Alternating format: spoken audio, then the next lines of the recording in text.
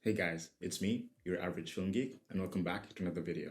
So today we will be taking a look at Netflix's British-based drama Top Boy Season 3.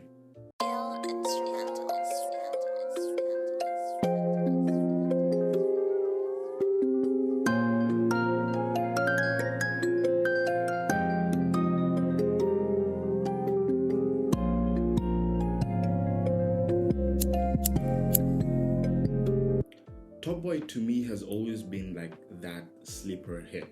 You know, that show or that movie which is really, really good but severely underrated. Now that's what Top Boy is for me. I watched season 1 and 2 and I loved the acting, the writing, the entire plot. Everything came together so nicely. So I was kind of heartbroken when ITV, which was airing the series in Britain, when they said that they wouldn't make a season 3 of the show. And I wondered why, because I thought it was really good and I assumed it had the viewership to match, but it turns out it didn't. Drake, who was a long-time fan of the show as well, worked with Netflix and just revived the whole thing and gave us season 3. 10 episodes of just pure perfection. And now that's what we aim to discuss over the course of today's video. So what is Top Boy about?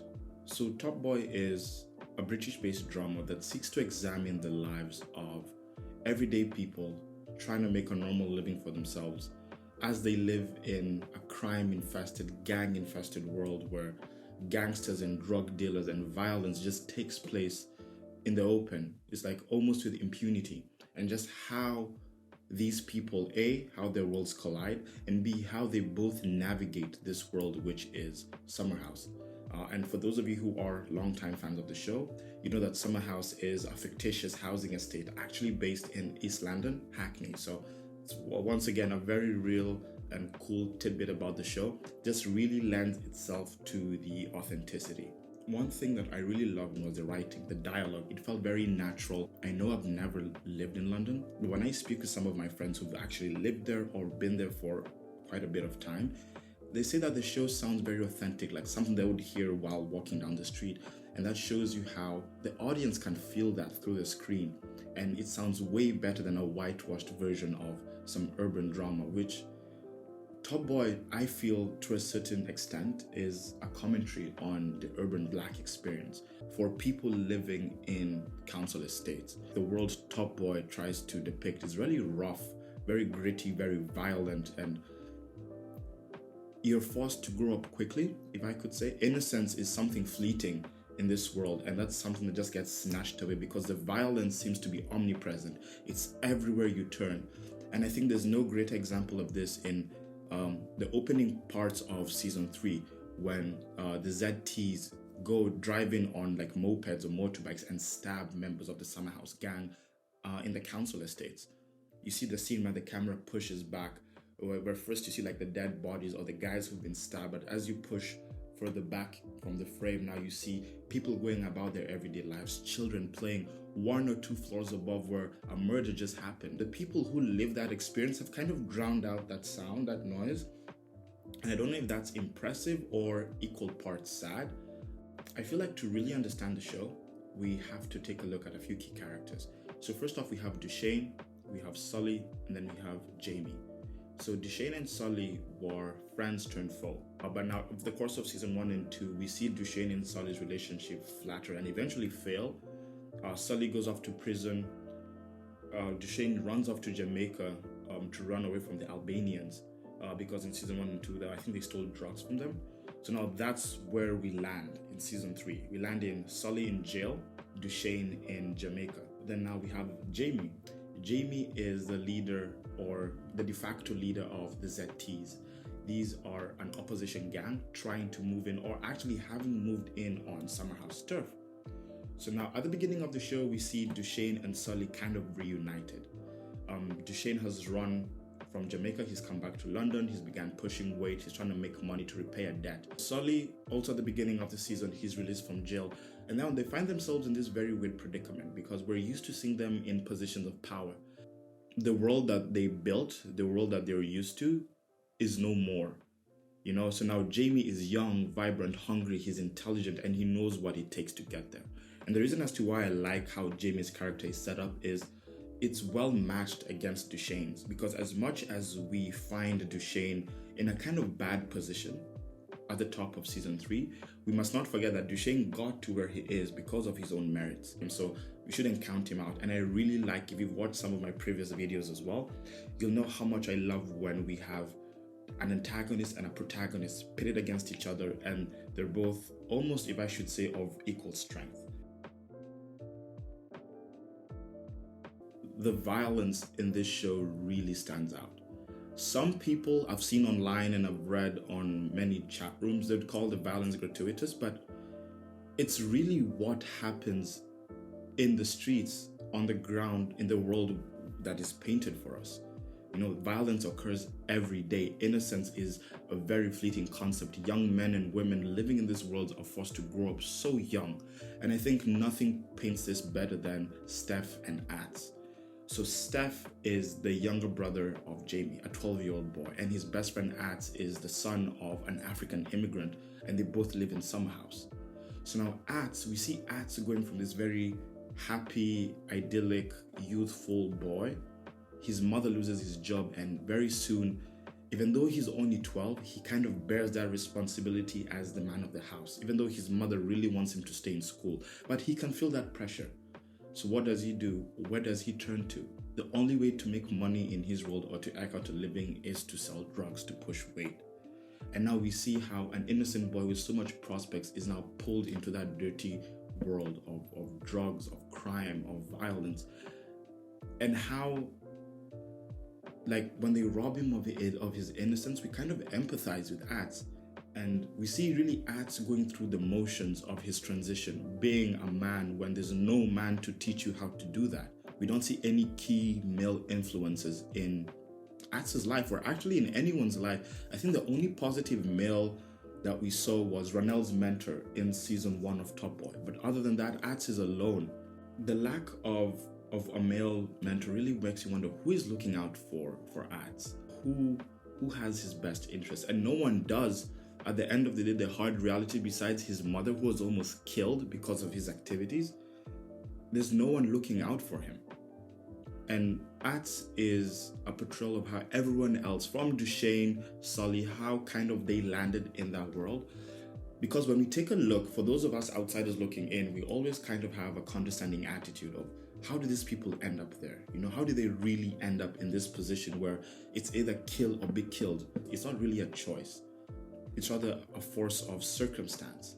And now through that lens, now through looking at Ats and Steph, we kind of have, or at least I did while watching the show, I have a level of empathy for everyone.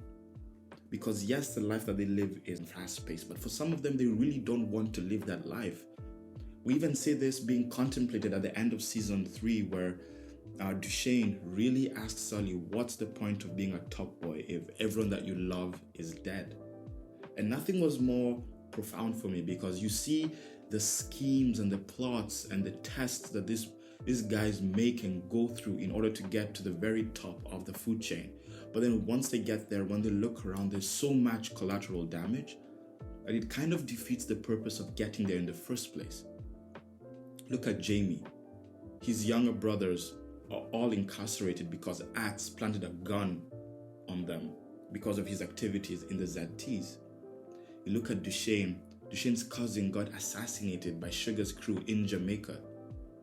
Duchesne's mother, his ailing mother, kind of disowned him, very heartbroken, because she knows that Duchesne is the cause of her nephew's death. Sully went to jail and he missed the essential years that his daughter had growing up. So now he's out of prison, unemployed, no job prospects, and he's an absentee father. And now he kind of has to grapple with the weight of reconciliation, trying to get back into his child's life. But why? All this in chase of some momentary glory, but at the end, it's actually quite frivolous. There's no inherent meaning behind what they do. And it's very good to see them self-aware, because a lot of people, I feel, in this world or in any situation, you get so caught up in being there, in being an active participant. You don't have a time to raise your head and look around. And that's something that the show kind of did well. A moment of introspection. Also just gave this guys who look like monsters some degree of humanity. When I look at Duchesne and Sully, I really see a dynamic duo. I mean, those guys grew up in Summer House, worked all the way to the top, and then lost it. You know, but then when I look at Jamie, on the other hand, Jamie seems to be a one of one. Jamie is a provider. That is the motivation in his show. Him and his two brothers are all orphans. Their parents died when Jamie was 18. Steph was around 2, and Aaron was maybe in his early teens. So Jamie is a provider. He also, just like Axe, had to grow up very early, very quickly, and that's his motivation in the show. He's also intelligent, he's keen, he's aware, and there's no one in his crew to kind of back up what he's feeling. Modi was the previous leader of the ZTs before Jamie took over, but Modi got arrested and we see him in the beginning of the show, played by Santan Dave, one of my favorite rappers out today, played by Dave. We see him and Sully go at it in prison. So Modi's kind of out of the picture, save now for the latter parts of the season. But Jamie is really trying to get the ball rolling. He's trying to get these people and elevate them to a different level. He kind of reminds me of like Tommy Shelby from Peaky Blinders, where we have this genius guy working amongst not dunderheads, but like idiots who can't quite see their goal. And the kind of the midpoint of the show, his plug got kidnapped by Summer House. But instead of Jamie going to the negotiating table from a position of weakness and cowering, we saw Jamie go there holding his nuts. He goes there and states his claim on the table and says that he wants basically his woman back, and he's not going to slow down his business in Summer House. This kid, this boy, is essentially coming up to these seasoned men and telling them what tune to dance to. And that was shocking. When I saw that scene unfold, I thought he was going in there to make compromises, and I was wondering how that would affect the show moving forward. And now through that, we also see how Jamie got to his position. But then we also see the topic of black male fragility being discussed.